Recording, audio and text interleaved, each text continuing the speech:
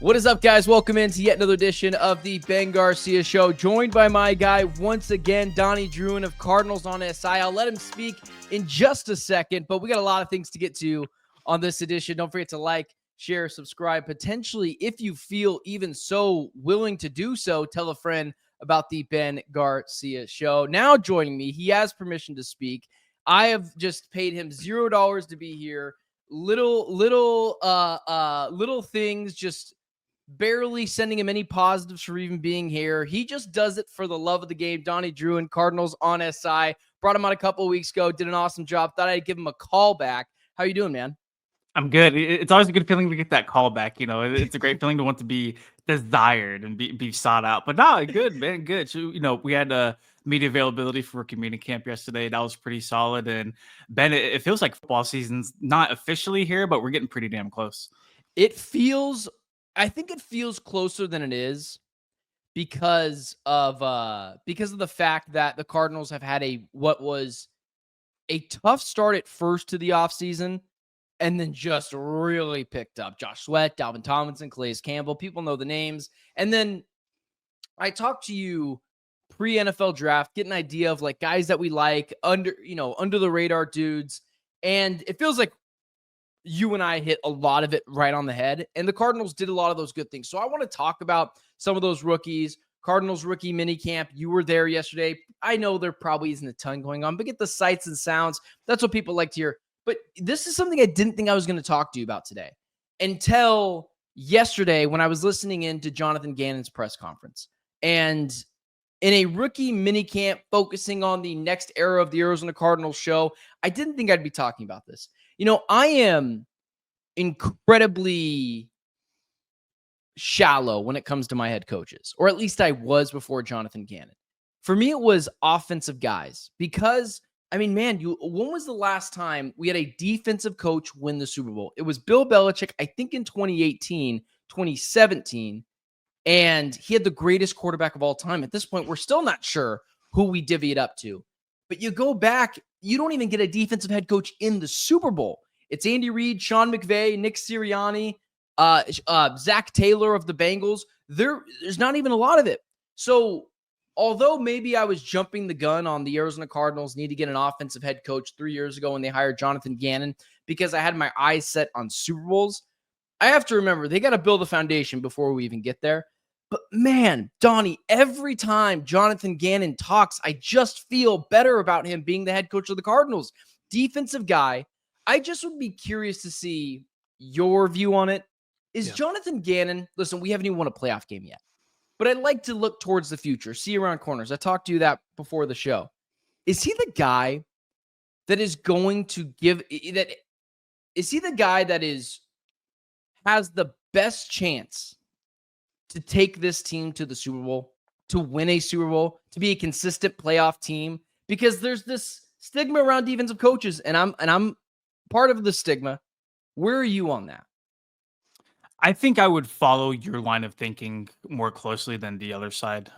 Whereas whenever Cliff got fired, with the way the league's trending, with the names you had kind of put out there that had been and coached Super Bowl teams, you're thinking, okay, well, the NFL is trending this way. Like the Cardinals need a offensive guy, that they need that guru, and like more than anything, man, because like you don't want to get a defensive guy and then have your team pop off and then lose your offensive coordinator, because then you have to find a whole new offensive identity. You need a whole new play caller. Like it's a mess. And like a lot of times teams that have that happen to themselves, they don't translate very well the next few years.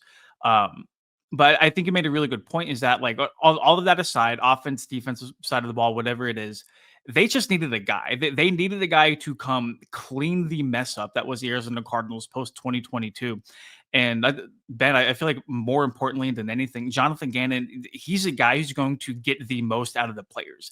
He's a coach. When you think about a head coach in the National Football League and their main priorities, the roles, whether they studied on the defensive or the offensive side of the ball, their main task is to be a leader and get the most out of player number 1 through player number 53.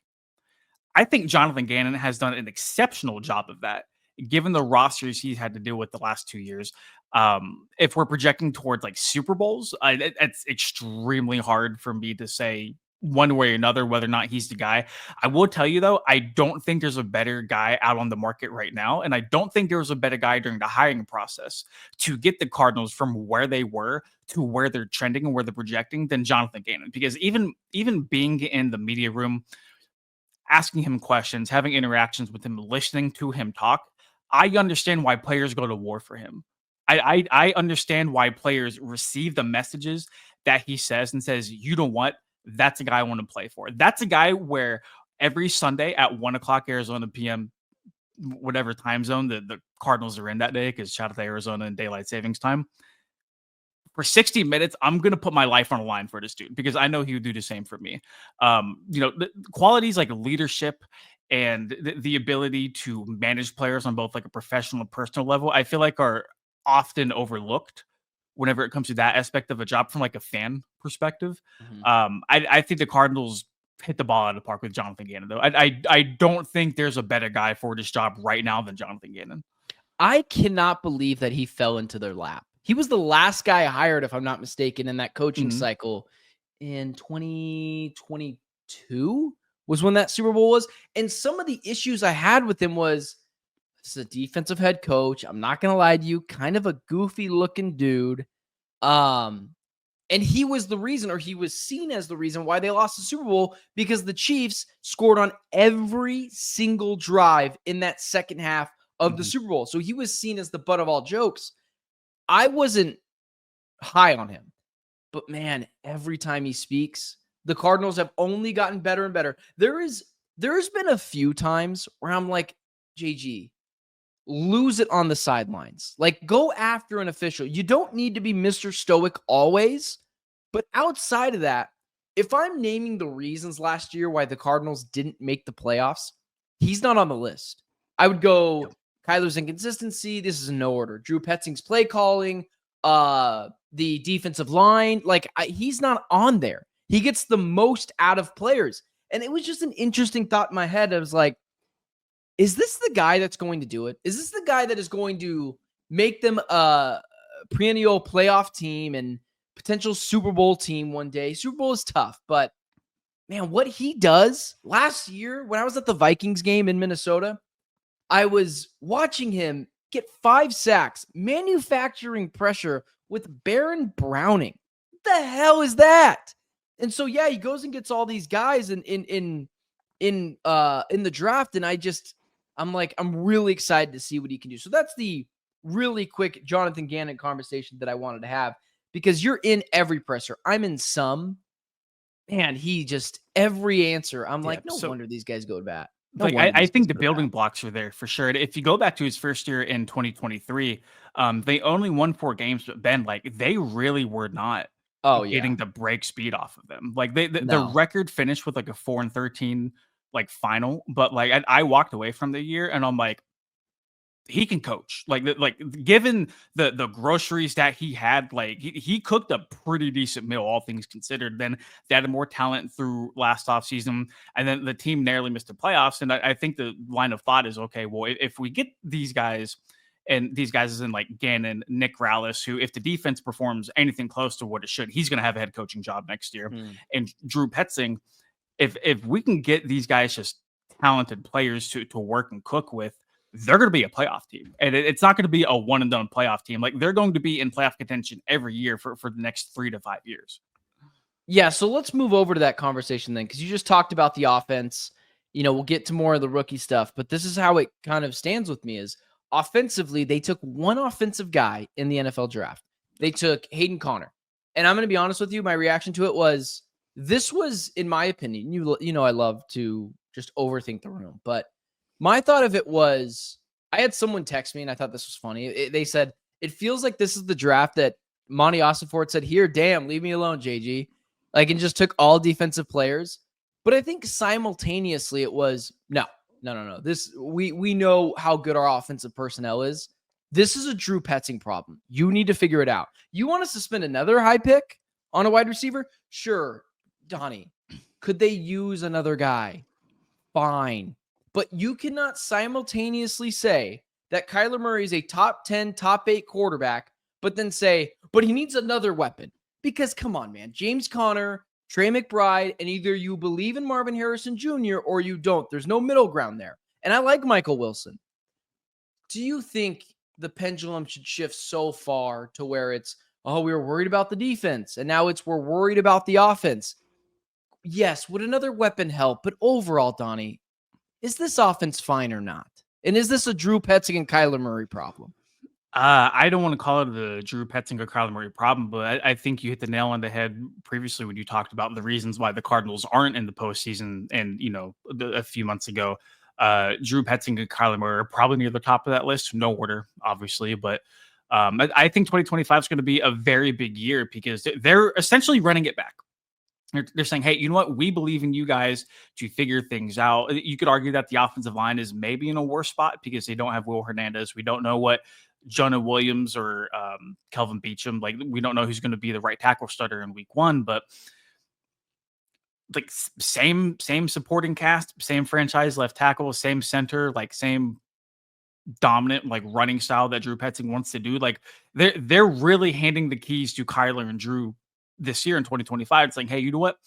Like you can make arguments last year may or may not have been your fault. Now's really your opportunity to prove yourself right or to prove other people wrong.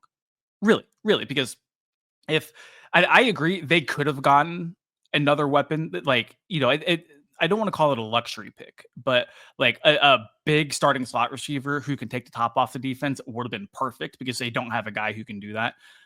But they're really confident in Greg Dortch. They're confident in the steps guys like Marv and Michael Wilson are going to continue to take. You have one of the best tight ends in the NFL in Trey McBride. You have one of the best running backs in the league in James Conner. It's put up or shut up time for both Drew Petzing and Kyler Murray. And if they don't make the playoffs in 2025, I feel like we're going to know exactly who the problem is. Well, no, Donnie, it's just because you're being super negative and you just don't believe in Kyler, or you're being honest, and that's the way we go down it. Let's go over to the rest of the NFL draft class. I just wanted to hit the offense quickly because we didn't, and I don't care. Like I have zero care in the world that they went one guy, a guard, which they probably needed, a guy that seems, I'm not gonna act like I know Hayden Connor, but from what Texas I've heard, ran the ball a decent amount of times. He seems to fit the kind of what they want out of a guard. And for what it's worth, like in that college football playoff game, he played center whenever the starting center went out. And they really like that interior versatility too. So like 6th round, like I don't hate the pick, but Ben, it was very much a meat and potatoes draft. It really was. Outside of the luxury, well, not luxury, but outside of the you were forced to take Will Johnson. That's what it felt like. And that's where I want to go.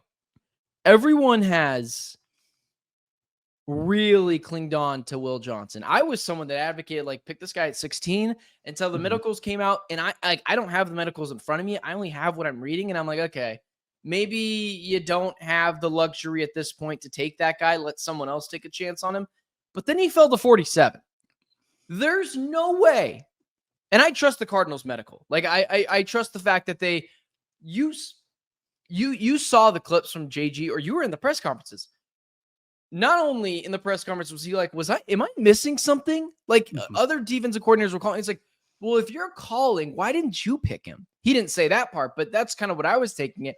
And they were more excited to draft Will Johnson on the draft cam that they have on ESPN. They show them after they put the pick in. They were bouncing off the walls. You can't fake that sort of excitement. And so, being the contrarian that I am at times, that led me to believe, as much as I'm a Will Johnson guy, I wanted him. I was like, why did he fall that far? And because the Cardinals, it feels like they stole him, and they should have taken him. Cornerback, in my opinion, outside of quarterback, cornerback is the hardest learning curve in the NFL, because you go from shutting down, I don't know, Panera Bread State's #1 wide receiver to, hey, go guard Justin Jefferson. Oh, and you know that guy that went 4th overall in the draft? You need to go guard him every day in practice now. I think he's going to be great. He needs to have the learning curve built in. He gets burnt in the first 4 games of the season fairly regularly.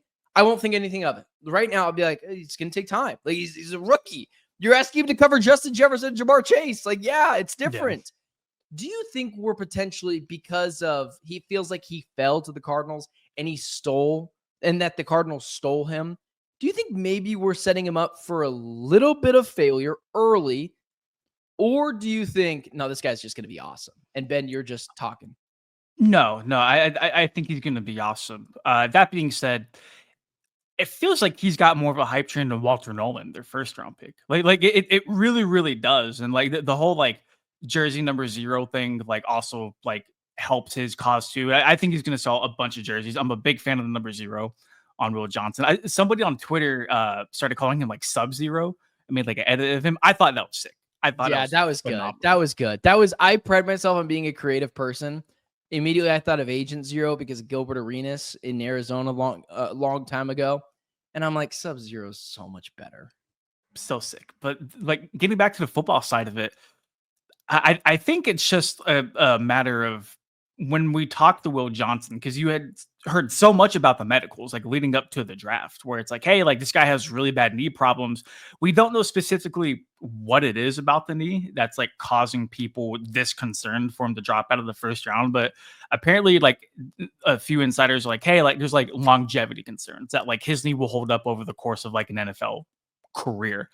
And we talked to Will after he got drafted, and he's like, my knee's been fine for 2 years. And it's like, oh, well, if that's the case, like, why did you fall? Like, there's something there that is not being unveiled to the public. There's something behind closed doors that will not escape the closed doors. I think the Cardinals medical staff, like you said, if they felt comfortable giving him the green light, then cool, whatever. Because it sounds like they were dead set on going defensive line anyway at pick number 16, whether it's like Michael Williams or like Walter Nolan. But like you said, like it was shocking to say the minimum that like Will Johnson was there at 47. It felt like the pick the Cardinals not like had to make, but it was just easy. It was easy. They probably moonwalked to the podium and submitted the card for Roger Goodell to read. I mean, it was simple. They had Patrick Peterson read off the pick. Mm-hmm. I was like, the hell? This is literally perfect. When I saw the Cardinals had their pick up, I was like, I'm so used to the Cardinals making the wrong selection. DK Metcalf years ago, Andy Isabella, like those type of things. Zaven Collins, I'm like, this is going to hurt because he's here and the Cardinals aren't going to get him. Why the Rams didn't pick him and decided to pick a tight end who I like. I think the tight end is fine. But like it feels like he would have been there later. Like, I don't, especially for a team that has cornerback concerns, they're just not deep there. I don't know how they didn't make that happen, but the Cardinals are starting to benefit from other bad general managers. And I'm not just talking about the Rams. Rams have they're very good managed, but other GMs making dumb mistakes. The Bears taking Colson Loveland, like, even if it works out, you don't get the luxury of taking that player. You don't. The Bengals in a position where they have to draft this guy, Shamar Stewart. The dude is holding out. He has 1.5 sacks in his career and 1 holdout. He has a half sack more than a holdout in his career, and he's a rookie. And so, like, the Cardinals are taking advantage of other general managers' issues, at least deficiencies. So let me ask you this, man. You obviously clearly were at the first day of rookie minicamp yesterday. Not a ton goes on, but no.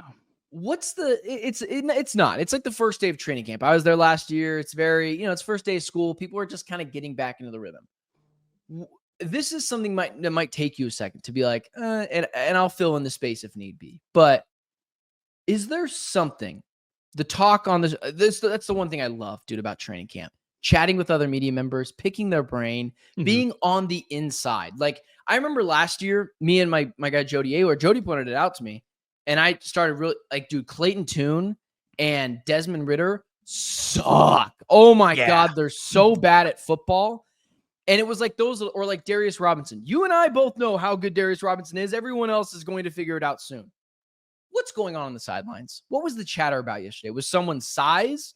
Was it, I don't know, the fact the Cardinals only gave you guys 20 minutes to film? Like, what is there something yesterday, the early scuttlebutt that my viewers would like or listeners would listen to and be like, oh, that's interesting? Is there something yesterday you saw and you're like, there it is right there. There's the early story. So I think the biggest takeaway, Ben, from rookie minicamp actually wasn't a rookie, because we're kind of in like a sectioned off part of the practice field. And the rookies, and there's only a handful of them. It was the 7 draft picks and a couple of like UDFAs that they had brought in. Um, they were stretching on like the complete opposite side of like the training facility. I couldn't even like get a clear picture on my like iPhone camera. Like that's how far away we were. But the story of the day, at least for us, wasn't any of the rookies, because a couple of vets had came out and had kind of like sat along the like kind of concrete little wall that they have next to the facility, watching them stretch and kind of learn the routine before like voluntary OTAs get started next week. Darius Robinson already looked like a Greek statue, but like he was sitting there without his like shirt on, and it looked like he added significantly more muscle, which is crazy to think about because he was already jacked last year. But like shout out to Tyler Drake from Arizona Sports because he took a really nice picture of Darius and put it on Twitter X, whatever the cool kids call it. And like that blew up and for good reason. But I think the chatter amongst us was, oh my God, Darius Robinson looks phenomenal heading into year 2. Like it's clear the NFL training offseason program worked on him. I've seen the photo, and I'll have to grab it for my listeners and watch. He looked like a mammoth, right? Absolutely yesterday. Look at this guy. Holy cow, he looks like alien. So that's part of the things where like this new revamped line, Robinson, Calais, all the new names. I'm not gonna sit here and continue to name them. Combine that with Jonathan Gannon next year and Nick Rawlis as well. Nick Rawlis is obviously a super smart guy. Holy cow, is this team going to be different? And it set them up for expectations this year where it's like someone is going to take the fall if the Cardinals don't make the playoffs next year. Mm-hmm. Could be Kyler, could be the GM, could be the head coach. I'm not the one advocating for any of those things. I'm just telling you the third year is where expectations, the report card really comes in. Yep. With this rookie class, Jordan Birch, Will Johnson, Walter Nolan, all of these guys, is there anyone that you're like, Cody Simon, you're pointing at any of these guys and being like, that's the guy that was under the radar? Clearly it's not Will Johnson at this point. That you're like, oh, they're going to make immediate impact right away. Cody Simon's a guy that jumps off the page for me where I'm like, This dude, he was the captain at Ohio State. He might not have been the best player, but the best players were taking orders from him defensively. Do you have a guy that you look at this, you've done your research on, whatever that might be? Denzel Burke is a guy too. Where would you go? In terms of like underrated guys who maybe make an impact, I think Cody Simon probably has the less diluted path to play significant snaps. And I say that because the defensive line room and the edge room is like pretty stacked right now, which feels weird to say for a Cardinals football team in the offseason. But so like guys like Nolan and guys like Birch, like they're going to get snaps. They rotate the front 7 heavily anyways. Like while they might not be like starters week in, week out officially, like on the depth chart, like they're still going to play a lot. Will Johnson, I feel like he probably has a decent chance because not a lot of people kind of sit back and think of the cornerback room as a deep room, but like they like Sean Murphy Bunting. I know, don't get fans here started about Murphy Bunting, but like they seem to like him at least for one more year. Max Melton, Starling Thomas, 2 okay outside corners. Melton definitely kind of came on at the end of his rookie year. Garrett Williams is one of the best slot corners in the NFL, and I think next offseason he's going to get paid like it. Not a bad cornerback room like at all. And I think plugging in Will Johnson, a healthy Will Johnson, will be very, very good. But I think Cody Simon is probably my pick for that because Kaiser White departed in the free agency. He called the defense for Arizona the last 2 years. And not that there's not capable guys. I'm pretty sure Akeem Davis-Gaither, the free agent linebacker they signed to replace Kaiser, I'm pretty sure he called the defense last year in Cincinnati. But even then, like he didn't play a whole lot. Simon is a very rangy, athletic kind of guy. He called the defense for Ohio State. He was the defensive MVP in the national championship game. Like he produces, like he checks a lot of the boxes. And like we talked to him yesterday, and it was so interesting because all of us kind of have the same opinion that, hey, maybe Cody Simon can, if not start, play a lot of snaps in his rookie year, despite being a 4th-round pick. Somebody asked me, like, hey, Cody, like, do you think you'll be able to play a lot the rookie year? And he's like, well, they brought me here to compete right away. Like they didn't bring me here not to make an impact from day one. And I don't think that was necessarily him saying, hey, like the Cardinals coaching staff thinks I'm a starter and thinks I'm going to play week 1, but more so the attitude of, hey, like they took a chance on me, that they put their vote of confidence in me. I'm going to prove them right, and I'm going to make an impact on day 1, whether it's inside linebacker, special teams, or whatever they need me to be. There is another guy I would agree with you about all those things with Cody Simon. It seems like he is someone that has largely gone under the radar, and someone that I was surprised fell where they did. I was surprised when they selected Denzel Burke in the 5th round, because I do see the cornerback room as a room with a ton of depth now. Because you look at Williams, like people will say, like, "Oh, we're just like a casual fan. Where's Will Johnson going to start?" Well, Williams plays in the slot. Max Melton plays on the outside. You need someone opposite Max Melton. Starling Thomas was someone I hated 2 years ago, and then really took another step in his progression as a cornerback. He was actually pretty good last year. Kei'Trell Clark, I'm kind of out on. I don't know if he's going to make this team. I'd probably lean towards no. Sean Murphy-Bunting, yeah, I hate him as my 1, but as my 4, my 3, I actually kind of like Sean Murphy-Bunting. Tell me what you know about Denzel Burke, not even because I care at this point what my listeners and viewership thinks. I'm curious to know what you think, because it's someone where I was like, his freshman year, he was awesome. He was projected to be a 1st, 2nd-round pick last year. And then this year, he got kind of picked on. That happens. Why? Before, I'm like, Denzel Burke, don't really understand it, but it felt like it was not a very deep draft. So you're like, I'm just going to go back to the Ohio State well. Tell me what I need to know about Denzel Burke. What is the mystery that comes with him?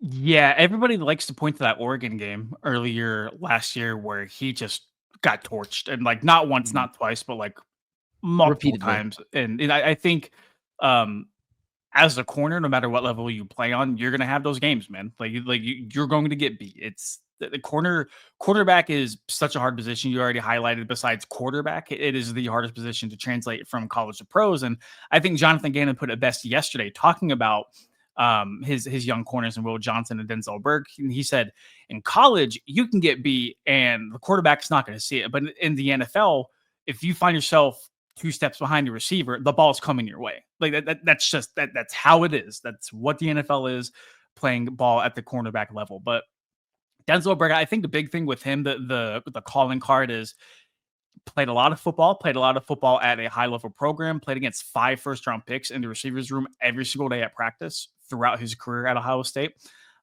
He's a big competitive guy. And other than that, there's not too much that like sticks out about him.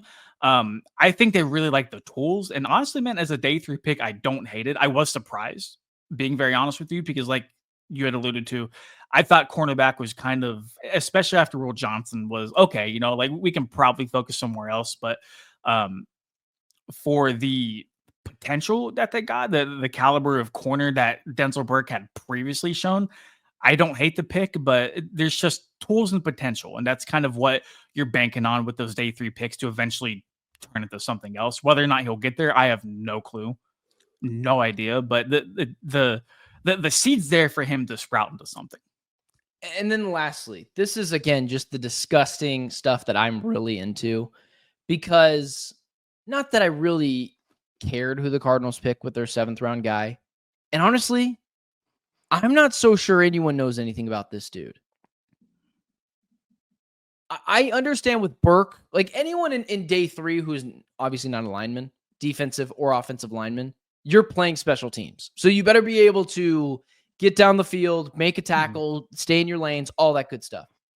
Same thing with Denzel Burke when it comes to Kitan Crawford, the safety from Nevada. It's something about position in a random school where this guy must have just been decapitating fools all year long in the Mountain West. And the Cardinals were like, listen, we nailed everything else. We're going to call this a heat check pick. And he might not even make the team. But is there anything about Kitan Crawford? They're like, I don't think he's going to start anywhere. He's not getting in front of DTR and Mhm. and Jalen Thompson and Budda Baker. He's got nowhere to start in cornerback.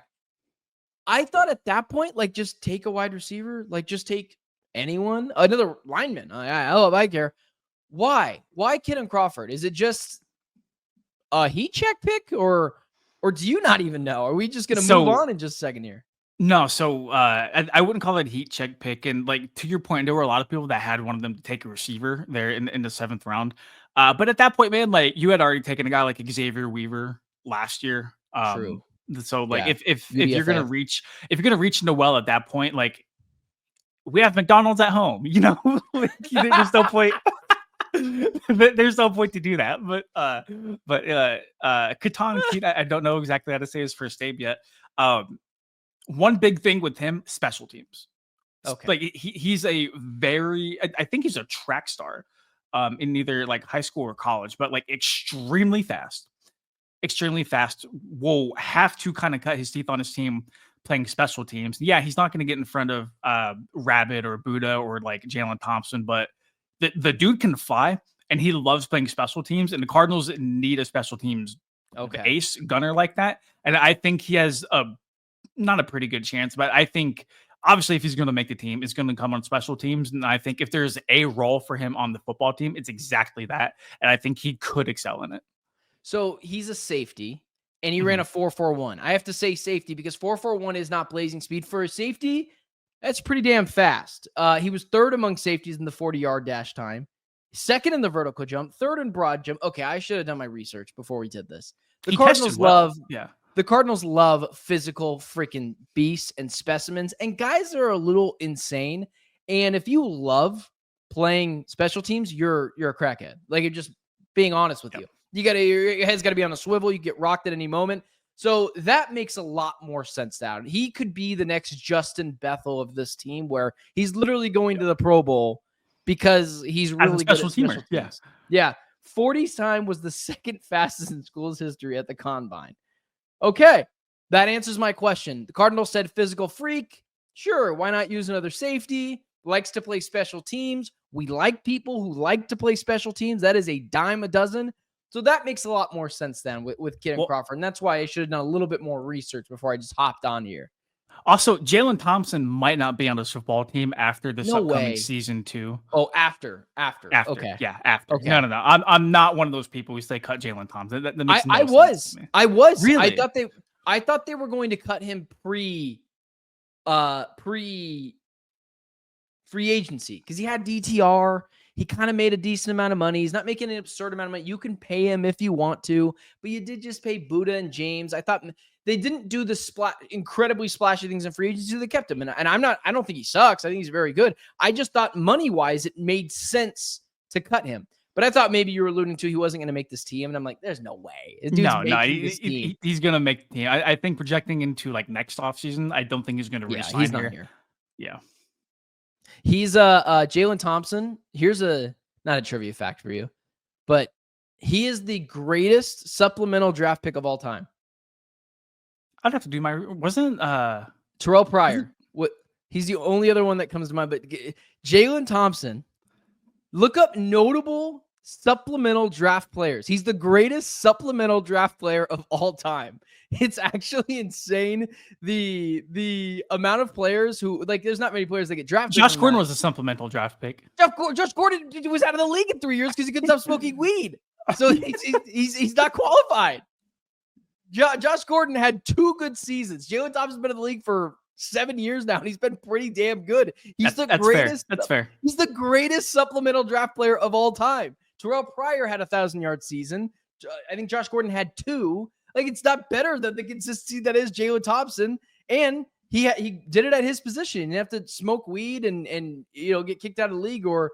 It was a lot more than weed. If we're keeping it buck, it was a lot more than weed. Yeah, you're right. All right, hey, last question. Where are the Cardinals at now? Where do they rank amongst the NFC? Are they firmly a playoff team, or are they hanging on the threads of 6, 7 seed? If you ask me right now, they're the 5 seed. I don't think they win the division yet. Still going to give it to the Rams. But I think that they're in the wild card and they're not playing the toughest team, but they're going on the road. Where would you say they are right now? I'd say right about there. I would say like not like a concrete cement playoff team, but for me, they're right on the fringe. Like they're Mm. right there. They almost made the postseason last year. They only got better through both free agency and the NFL draft. So there's reasonable expectations, whether internally or externally, for the Arizona Cardinals to make the playoffs in 2025. And I think I don't want to call this year boom or bust for Arizona, like a playoff or bust. But like you said, if they don't make the postseason, somebody's going to have to answer to it. Who it is, we don't know. But that's kind of Who the would you guess it expectation. is? Who would have to be the guy? Who would you guess it is if the Cardinals miss the playoffs this year? Kyler. Yeah, it's Kyler. It's Kyler. I don't even think it's Petzing. I think it's Kyler, which is it's a scary place to be. But like, I can't keep defending him. It's year 8, 0 playoff wins.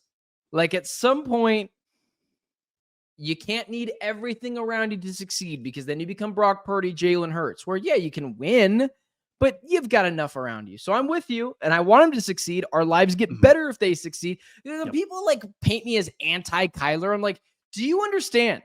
I make more money if Kyler's good. My viewership goes up.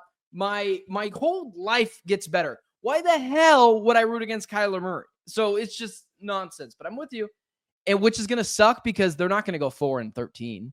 It's going to be like 8-9 again, and they're going to have to figure out how to get up to draft a quarterback, which is not where I would want the Cardinals to be. Either way, went a little longer than I told them we were supposed to, but whatever. I'll just pay him triple what I'm paying him today, which is nothing. That's Donnie Druin, Cardinals on SI. Very, very underrated Cardinals media member, guys. This guy gives great answers.